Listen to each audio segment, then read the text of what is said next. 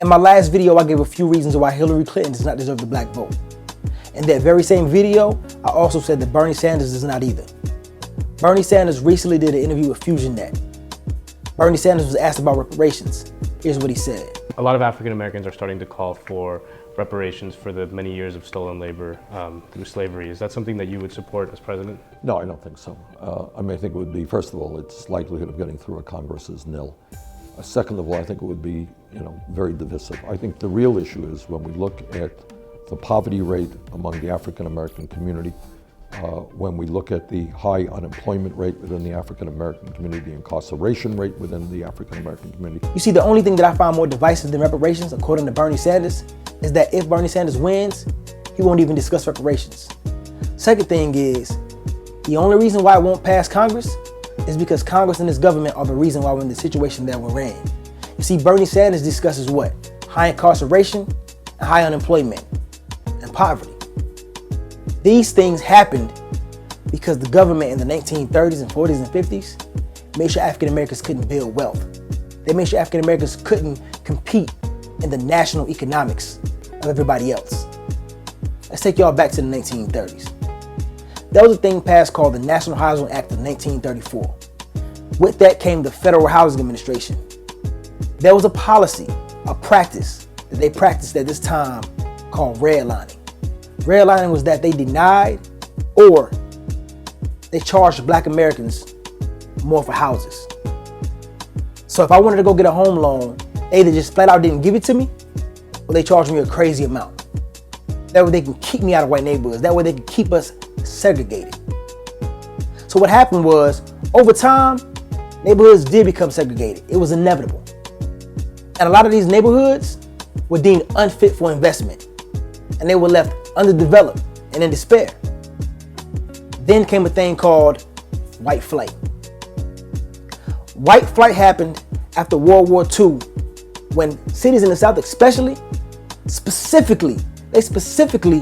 used road constructions to completely cut Black neighborhoods off from goods and services. And you may ask, what was the purpose of these highways? Well, these highways were used to take white Americans from their suburban households to their city jobs. And you ask, when did these white people get to the suburbs? Well, that's a thing called white flight. White flight happened when white Americans wanted to get away from the inner cities, because a lot of people were coming up from the South, escaping the Jim Crow South. They were coming up north, and white people didn't want to be around Black people. So the government devised a plan. They said, you know what?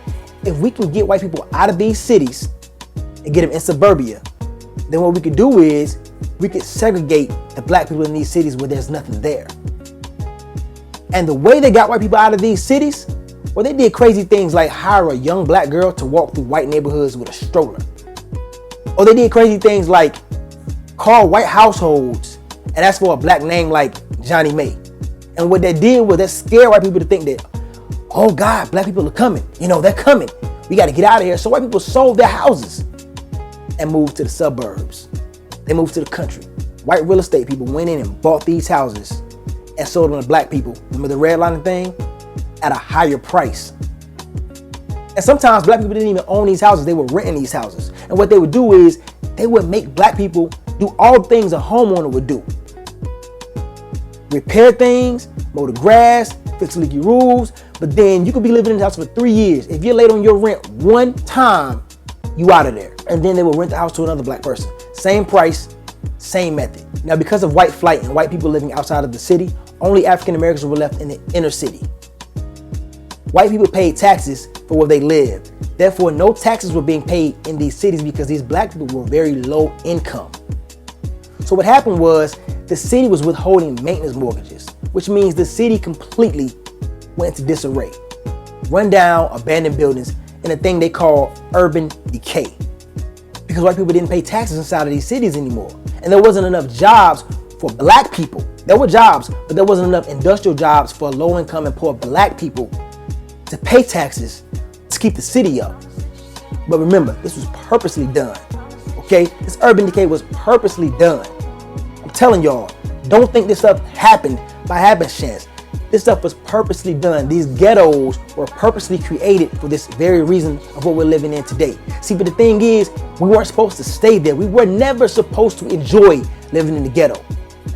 Okay, we were never supposed to enjoy that. Because what people don't understand is right after the Great Depression, everybody was kind of on the same playing field, black and whites. But what happened was, like I said before, banks stopped giving loans to black people. So white people were able to climb out of the Great Depression. Black people were not. But some black people did learn to do business with each other and start their own businesses. But again, there were things that we couldn't do because banks didn't give us loans. So we had to learn to bank with each other, which created our own banks. See, this type of thing that we were going through around this time, it was bad for us, but it was also good for us. Because the minute we really integrated, that's when things went all downhill permanently for black people. So all I'm saying is, Bernie Sanders not supporting reparations because he said that we really need to tackle high incarceration, high poverty, and high unemployment. The reason we're unemployed is because your government, the same government we still serve today, made all those things legal. These things were federal bills.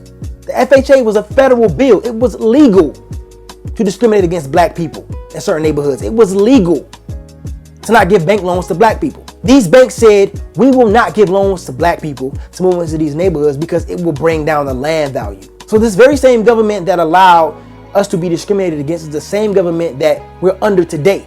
The very same government. So no, I don't trust Bernie Sanders. No, I don't trust Hillary Clinton. No, I don't trust Donald Trump. I don't trust neither one of them. See, when someone says that they're adamantly against reparations, a light bulb goes off.